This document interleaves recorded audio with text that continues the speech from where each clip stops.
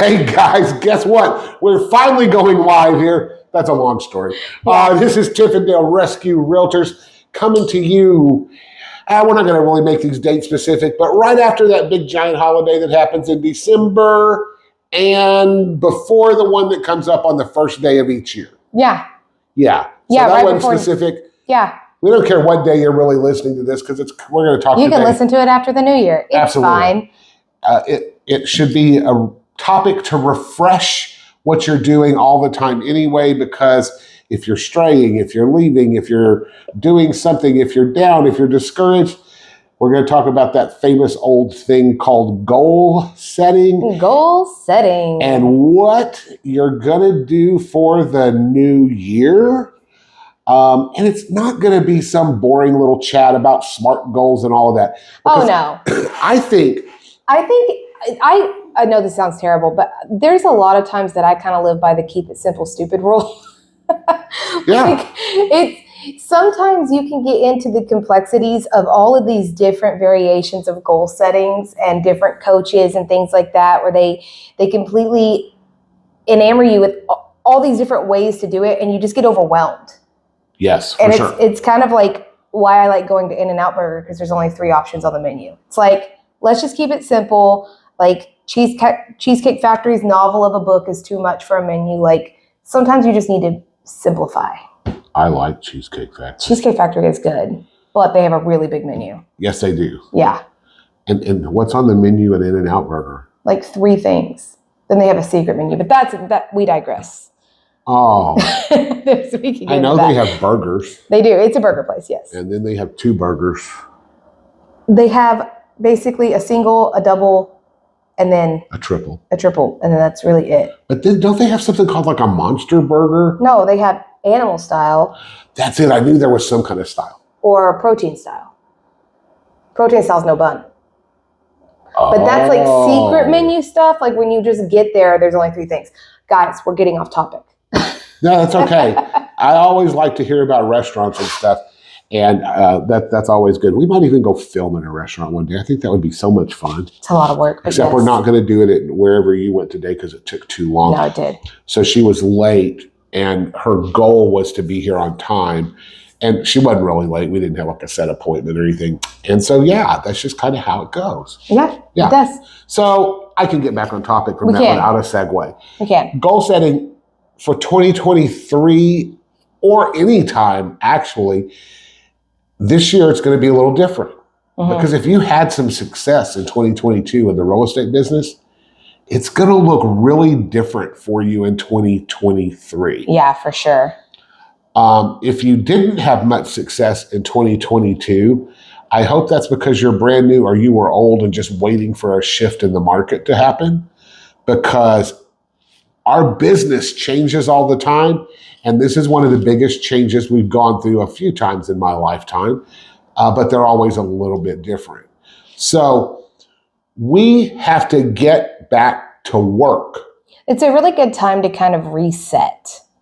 Restart, rethink everything that you do. And you do that by identifying the things you have to do, the transactions you need to do, the money you need to earn, the amount of time you're going to spend with your spouse, significant other, and friends, because you got to have that to reset regularly. Yes. And I forgot where I was.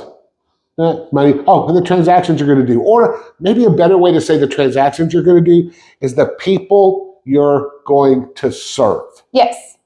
Because realtors, I hate to tell you this, but the first thing you've got to do mindset-wise to be successful in this business is you've got to realize we are in the service business. You know, when I first started in real estate, my goal was not to be transaction-based and to be relationship-based. Absolutely. And at the end of the day, it really helps for more than one reason. Number one, you're not really just treating them as a transaction and peace out, I don't care anymore. But actually genuinely caring about your clients, and just, we talked about this earlier today at our tour group, being a good person, it just really helps in so many different ways. Number one, it makes you a happier person. But number two, those are the people likely to refer you And that's how you're going to get your business. And so when you're setting your goals and you're trying to decide, okay, I need to do X amount of business because this is my goal for this year.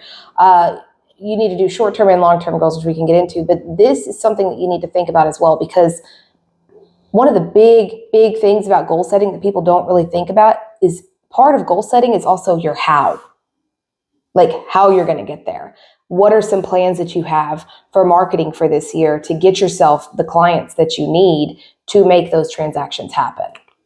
Yeah, and Tiffany loves the word marketing. I'm a little more simple. It's like, how are you going to meet enough people to make a living to complete those transactions that you have to do that? So the first thing you have to do when you're looking at your business period is you got to decide how much money does it take to live each month. Yes. And figure out that minimum nut. What do I mean by that? Yeah.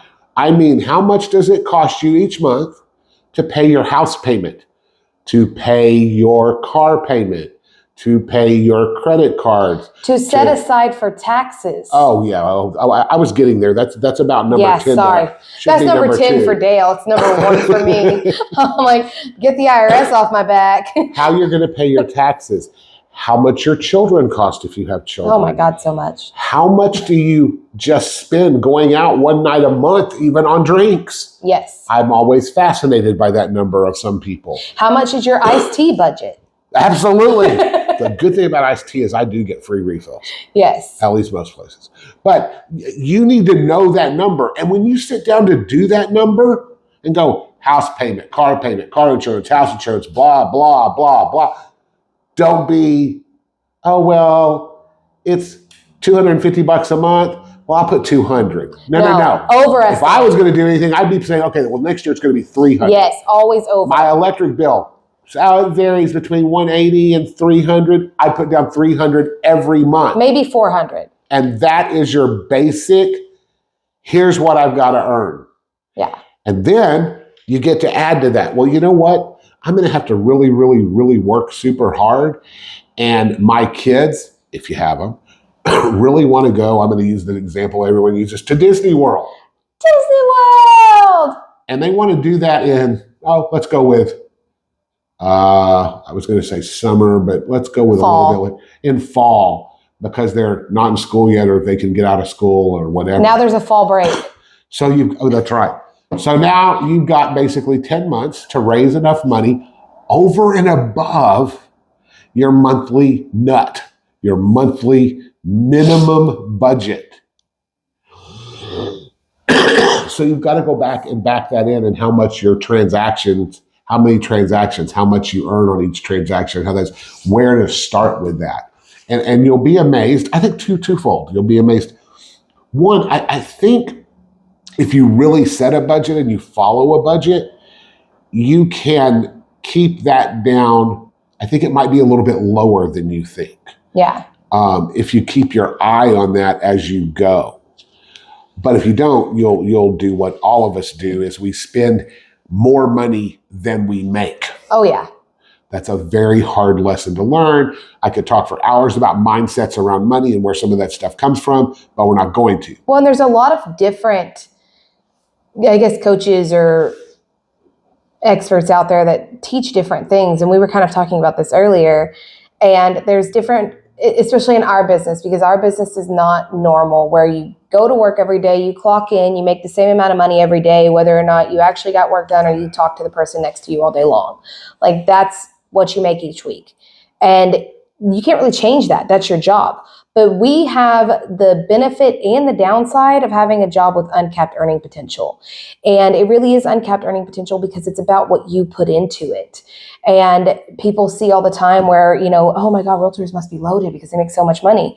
Well, that's not the case, because most agents barely get by. And then you have the few agents that make, what is it, like 20% do 80% of the work, or I don't know. You have all those stupid statistics. 90-10, but yeah. Something like that. But it's really, that's the case. And in order to get yourself into that bracket where you are one of the top producing agents and you're doing really well, you actually have to get up every day with the mindset of, I'm going to work. Which is also a goal to set. Yeah.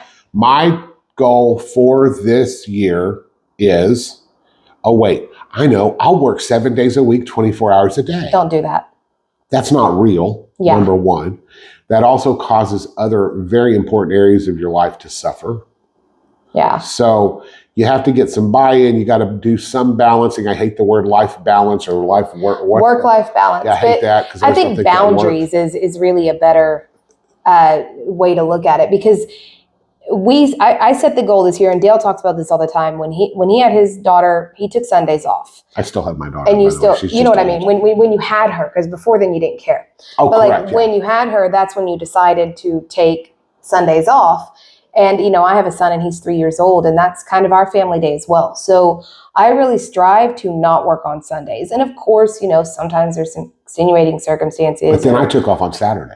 But exactly. So you find a way around it. And I do really highly encourage you to set one day a week that you just kind of take off, because I think you do need that. I think you need a day of rest. You need a day of rest for so many reasons, not just to be with your family or your kids or whatever, but you need it for yourself too, because you've got to keep your mind fresh in real estate. Mm-hmm. I think this is more not specific goals. This is more concepts. This is concepts. We don't really write things down. So we're kind of the opposite of what overwhelms you. We might not make sense. And goals work for different people different ways. But that day off with your kids, I promise your child is never going to be 3 years old again. Yeah. It's not going to happen. It was such a good thing for me when Leslie was about 2.5 years old. I started taking off on Sundays, and I took her away. We went on a date. Those dates changed over the years. First, they were a little bit more active, parks, playgrounds, etc. And then as we got older, it was restaurants and playing here, there, and everywhere. And then we started going to movies. We really like movies. So you do that with whatever and however your kids are. For those of you that have more than one child, it's a different balancing act. Don't know how you set it up, but that's between you and your kids. We are one child people. Do it. Just do it. So it's super duper important. And okay, that's the other thing. We talked a little bit about how do you set these goals? Well, you've got to decide that. I think the first place, maybe we'll do this. The first place for you to start is figuring out what your you need to make to get by budget is. Mm-hmm. I also think that it's really important for you in that budget to include savings. Oh, absolutely. And that's something that I feel like is one of the reasons that we do have so many people fall out of this business, is because you're like, oh, I got paid, and you go spend it. But you need to save for those rainy day months where you might not have a transaction, or it might be, it's just rough like this year. I mean, you really need to set aside your tax money, your savings for just rainy day, and then, business expenses. But that needs to be part of your budget for sure. So really what everyone says, and this is real true with self-employed people, I get a check, my commission check, I'm going to do this for easy, is $10,000. 10% or $1,000 goes in a tax account. See, and you do one, I do more than that. And I'm fixing to say. I think that as a realtor in most years, you are aggressive. If you have a good CPA that prepares your tax returns, you have write-offs. $1,000 might not be enough. Decide that for yourself. Number two, you need to set aside 10% for savings / emergency fund. Mm-hmm. Emergency funds, in my opinion, need to be at least 6 months of your monthly expenses. So of that monthly expenses that you're figuring out, go ahead and multiply it by 6, and that's what you need to really save up for in your rainy day fund. So in other words, if that, round numbers, this is possible here depending on how much debt you're starting out with. If your monthly expenses are $5,000, that means you need $30,000 minimum sitting in a bank account. And you do that $1,000 at a time out of every $10,000 commission. Yep. And you leave it there. It is truly set up as an emergency fund or a when times get slower fund. You don't go and spend that much money Yeah. that fast, because you will end up failing in this business. It will help you get through the famine months. It will. And again, Yeah. this year versus next year, it's a real different place. This year, up until June, man, if you had a buyer client, you were fighting. If you had a listing, you were just jumping up and down for joy. That stuff flew off the shelves. You knew you were going to be making money. And I bet of you guys that were out there and you had any number of listings, you've spent every penny of that money. Oh, yeah. Probably you spent it back then. For sure. And gosh, if you're not panicking right now, then more power to you. And it's complete opposite now, where buyers are able to get houses and listings sit a little bit. But it's also a normal market, but that's another thing we can get into. We'll talk about that later for sure. So what did we do? We did $10,000 commission, $1,000 for taxes, $1,000 for savings. What's the third one? There's one more. Business expenses. No, that's the next one after. Okay. I'm forgetting one, but you get what I'm saying. So basically, if you get a $10,000 commission, what you have to live off of is about $5,000. Yeah, it's usually about half, and it really should be that way, because you need to really set. I always kind of set that up for, I know my commission is going to be XYZ, but half of it is what I get paid, essentially. And that's something that you really need to actually remember too. You're running a business. This isn't, I got my paycheck and it's all mine, because it's not. You need business expenses, savings, you need tax savings. And not to mention, if you have other things that you need to save up for. Something that I am going to set a goal for this year is really working on getting my retirement set up, because I don't have that yet. And I know I should, but I don't. And as self-employed people, we are not putting into a 401k.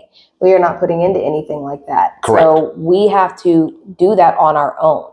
But you can live on Social Security when you retire. You can. It's probably not going to be here when I retire. Maybe, you know how long they've been saying that? I know. It's like, really, all the government does is print more money. But in all honesty, Social Security is not enough to live on. It's not. It really isn't. I had this conversation with a friend last week, and it is a fixed income, and it is not enough to cover, especially if you need long-term care. That's something we could really get somebody in for as well. But those are things that you need to set into your goal planning or your finances. And so that's money. Now, let's talk about some of you guys that are a little bit luckier and kind of how to break what we've already talked about down. Let's say you have a spouse and they are an employee and they make regular income. So they get insurance too? Maybe. Man, who knows? You guys are lucky. You have to figure out on your nut, okay, my spouse, boyfriend, girlfriend, whatever, I don't care, brings in nets after all those taxes and stuff are paid. Well, he nets $7,500 a month. Mm-hmm. If you're using my $5,000 a month, that's enough for you to live on. Yeah. Wow. So then all your money's gravy. But chances are you're probably living above your means. I would, assume that. But what you have to decide then and make it maybe a little bit different, or maybe get that attitude, well, I don't want to be reliant on him. You guys make the money, you try to make the same, you match it up, you save all that much more to figure out what you're doing, and your lifestyle can really improve. Mm-hmm. Or let's say your monthly expenses are $10,000 a month, which is probably a little more likely, $10,000 a month, and that spouse makes nets $7,500 a month, then your nut starts at $2,500. But if you've been staying at home with the kids or doing all that, your balance goes off, because if you get into working full time in real estate and he's working, and I'm just making assumptions, you're a married couple, husband, wife, and he's working, making his $7,500. Well, you're going to have some added expenses when you get into this, because you're going to have daycare and all of that, because one of the greatest myths in real estate is you're in control of your time. No, you're not. Yeah, you're not. So again, when you're sitting down looking at all that, if you want to talk about that, you're more than welcome to call either one of us, and we would probably joyfully come and sit down and talk to you about this. Yeah. But that's the first step of goals. The first step of knowing what you have to do. The first step. And writing it down. Oh yeah, writing it down is important. I'm not as good about that as I used to be. Oh, or you told a story to me a while ago about a vision board you did one time. Let's wrap up with that for today. Because you're going to see a lot of vision board parties coming up. So I think vision boards are the dumbest thing going. But it works for some people. So many different things work. That's exactly correct. So you can mold this and mold different goal setting things to whatever works for you. But it's always going to include writing it down, having it visually in front of you, maybe writing it down, having it visually in front of you. And coming up with a how. And that's the real hard part. Yeah. And then looking at it and reviewing it probably daily. Because if not, our human brains are so good at, that's not my fault. No, that's not my fault. I couldn't do that today because I had to take my kid to the doctor. I couldn't do that today because Oprah was on. I know she's not really on TV. I was like, I thought Oprah was over. She is. Or whatever. But vision boards, I kind of find them silly. I've done several of them over the years too, but that's not what gets me. I'm more written word, more pretty basic. List. But Tiffany told a great story about a vision board that happened to you about 3 years ago? Oh God, it was longer than that. 4, 5? Okay, 6 years. 6 years ago. I went to a training class. I won't say the name of it, but we kind of discussed some things and set forth goals for, hey, if you really want this, then get it and then make the money happen. And this is a completely different method of your goal setting that works for some people that doesn't work for others, because the Dave Ramsey method is don't buy anything unless you have cash. This method is buy it and then make the money come. Like if you build it, they will come type thing. And I had my truck for like 10 years and I was about to turn 30. And by the way, this is a car girl. Yeah, I'm a car girl. I really am a car girl. And I really wanted a Jeep. And so my truck was kind of going downhill. I was like, I'm going to do it. I'm going to take the plunge. I'm going to buy the Jeep. I'm going to have a car payment, which I hadn't had for like 4 years because I had my truck for like a decade. And so this was my first year in the business too. I had wrapped up my first year and I was like, I'm going to do it. So I got the Jeep. I now had a payment. My insurance was more expensive. So I then set forth, okay, I wanted the Jeep. Now I have to make it happen. And there's also a book, You Are a Badass, where she talks about this. Who wrote that? I can't remember who writes it. I'll have to put it in the comments. Okay, keep talking. Hold on. Look it up. Okay. So, but in You Are a Badass, she basically goes over the illustration that she has 2 cars that she's looking at. And one is like a basic like Honda CRV, and the other one is, I think, the equivalent of an Audi. And they both seat 5 people. They both get her from point A to point B. They both have the same gas mileage, et cetera, so forth and so forth. But she really liked the way that she felt in the Audi. The payment was much higher, but she decided, I'm going to get it and make the money happen so that I could cover it. And that's kind of what she did. So that's kind of what vision boards do. And you can do it 2 different ways. You can go, I'm going to save up to get to this point because I want this Jeep or this trip or this purse or whatever you're into. And you put it on your vision board, you put it in front of you, in front of your computer every day, wherever you sit every day, and you see it every day. And either you buy it and it sits in the driveway and you see it every day and you're like, I gotta pay for this. But that's kind of your methods. You can either A, save up for it, or B, buy it and then force yourself to have to make the money to pay for it. So it depends on your personality and which one you feel more comfortable with. Are you a risk taker and you want to dive and get the Jeep and then figure out how to pay for it? Or do you want to build the savings for it and then buy it? It's up to you. Works. And did that happen for you? It did. I got the Jeep. There you go. Yeah. So, and Jen Sincero is who wrote that book. Is that how you say her name? I think so. Yeah. Yeah. It's a good book. And that's something else you really need to work on is reading developmental books or listening. We're Audible people. Yeah, I could go on and on and on forever and ever and ever about all this stuff. And I don't think we even got through half of what we talked about. I don't think we did. In our pre-show chat that she and I always have. I think this is our longest video we've done. And this one is very long because I can't see it, but I think we're in the 25-minute mark. So we better sign off now. Yeah. We'll be talking more and more about this. But, first start with figuring out how much money you need to make. Oh, and by the way, you should have started this last October. Yeah, Dale's going to yell at you. Yeah, I am. This, goal setting, planning, all that should have started in October, not in December, January. Again, not that you can't go back and listen to it later. December. Yeah. That's when I do it. Yeah. So it should have started then. You should have started looking at that. That's one of the joys of our business.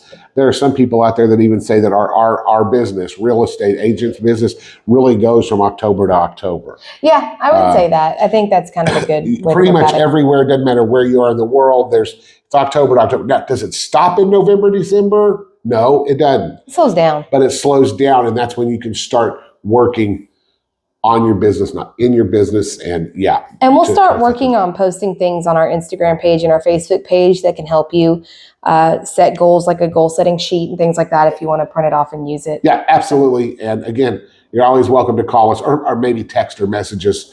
Texting's probably better. We're not very good at getting back to people. And we can get back to you off of that to set up a specific time or whatever if you want to sit down and chat. But if not, hey, this is the end for this week. Yeah, please we go. will see you later, Tiffindale Rescue Realtors. And Tiffany's going to tell you where to follow us. I got to do my part.